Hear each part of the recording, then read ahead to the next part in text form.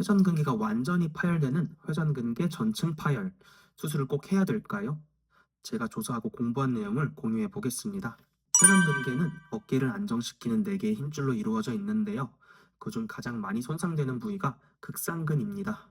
전층 파열은 이 힘줄이 두께 전체에 걸쳐 끊어진 상태를 말합니다.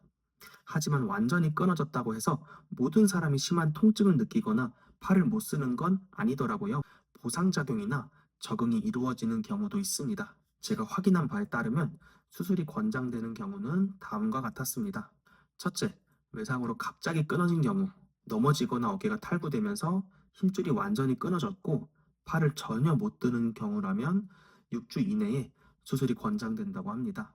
둘째, 파열이 크고 기능이 많이 떨어진 경우. 셋째, 젊고 어깨를 많이 써야 하는 직업이나 운동을 하시는 분들.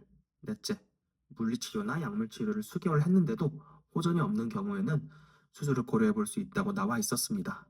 반대로 모든 전층 파열이 수술 대상은 아니었습니다.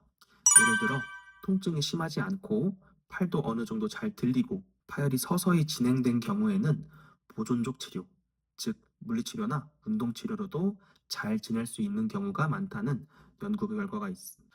보존적 치료, 즉 물리치료나 운동치료로도 잘 지낼 수 있다는 경우가 많다는 연구 결과가 있었어요. 특히 2014년과 2015년에 발표된 연구들을 보면 작은 전층 파열 환자들이 수술을 하든 물리치료만 하든 5년 또는 2년 후에 결과에서 차이가 크게 없었다고 하더라고요. MRI나 초음파를 찍었는데 힘줄이 크게 끊어졌다라고 했지만 정작 본인은 그냥 좀 뻐근해요 하시면서 지내는 분들이 많습니다.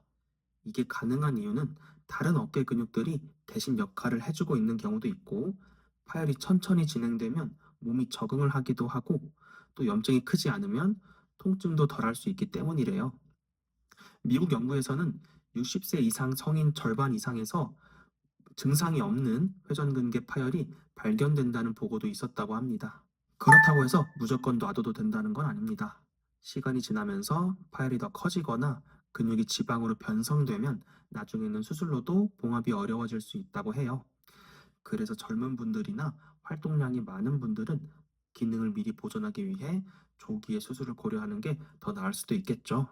정리하자면 회전근개 전층 파열이 진단되었다고 해서 무조건 수술을 해야 하는 건 아니고 환자의 나이, 증상, 팔을 얼마나 쓰는지 등에 따라 보존적 치료로도 충분히 관리를 할 수 있는 경우가 많습니다. 제가 조사해본 바로는 영상보다는 실제 증상과 기능을 더 중요하게 보고 그에 따라 치료 방향을 결정하는 것이 가장 바람직하다는 것이었습니다.